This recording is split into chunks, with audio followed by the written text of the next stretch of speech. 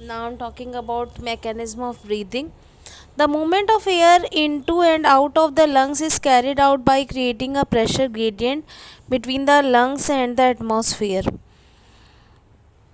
तो atmospheric pressure कितना है और हमारे लंग्स के अंदर कितना प्रेशर है, इसके हिसाब से ही एयर जो है वो हम ऑक्सीजन इनहेल करते हैं और CO2 एक्सहेल कर पाते हैं. The diaphragm and the intercostal muscles help in the generation of such a pressure gradient. तो हमारा जो डायफ्राम है एक मस्कुलर स्ट्रक्चर है जो हमारी थोरेसिक कैविटी, चेस्ट कैविटी को एब्डोमेन से अलग करता है. वो जब हम इनहेल करते हैं, जब ऑक्सीजन को हम अंदर लेते हैं, ब्रीद इन करते हैं, तो डायफ्राम डोम शिफ्ट जो होता है वो नीचे की तरफ घिस जाता है, शिफ्ट हो जाता है और हमारी रिब्स बाहर की तरफ मूव करती हैं क्योंकि इंटरकोस्टल मसल्स अंदर आती हैं. इंटरकोस्टल मसल्स जो होती हैं वो रिब्स को आपस में कनेक्ट करती हैं और इनर आउटर दोनों तरीके की होती हैं. तो जब रिब्स बाहर जाती हैं तो इंटरकोस्टल मसल अंदर आती हैं और जिससे वॉल्यूम बढ़ जाता है चेस्ट कैविटी का, रिब केज का, और हम ऑक्सीजन को इनहेल कर देते हैं. एक्सहेल में इसका उल्टा होता है, रिब्स जो हैं वो अंदर आती हैं क्योंकि इंटरकोस्टल मसल्स बाहर जाती हैं और डोम शिफ्ट डायफ्राम ऊपर उठ जाता है जिससे कि वॉल्यूम कम हो जाता है, सरफेस एरिया कम हो जाता है और हम CO2 को एक्सहेल कर देते हैं. तो breathing involves two steps, inspiration during which air is drawn into the lungs and expiration during which the alveolar air is extend out. In inspiration occurs when the intrapulmonary pressure is less than the atmospheric pressure, that is, the intrapulmonary pressure is negative compared to the atmospheric pressure.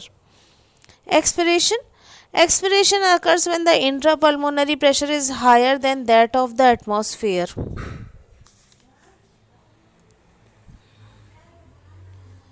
तो ये difference आप अपने screen पे देख सकते हैं कि दोनों में क्या डिफरेंस है. इंस्पिरेशन एक एक्टिव प्रोसेस है और एक्सपिरेशन पैसिव है. डायग्राम्स में भी आपको दिखाई दे रहा है कि डायफ्राम और रिब्स जो है वो किस तरीके से ब्रीद इन और ब्रीद आउट करते समय अपनी पोजीशन को चेंज करती हैं. और रिब्स का मूवमेंट इंटरकोस्टल मसल्स के मूवमेंट के अपोजिट होता है, एंटागोनिस्टिक होता है, क्योंकि रिब्स इंटरकोस्टल मसल्स से अटैच्ड होती हैं.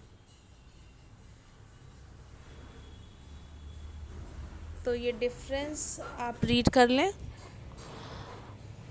और इससे आपको इंस्पिरेशन और एक्सपिरेशन जो है वो पूरा क्लियर हो जाएगा.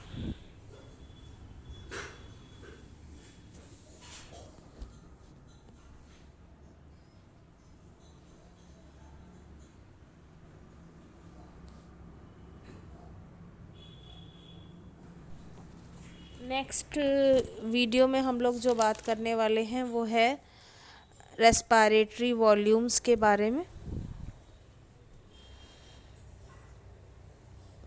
कि कौन कौन से वॉल्यूम होते हैं, उसकी डिफ़ाइन और वैल्यू हम लोग नेक्स्ट वीडियो में करेंगे. तो इस वीडियो में इतना ही.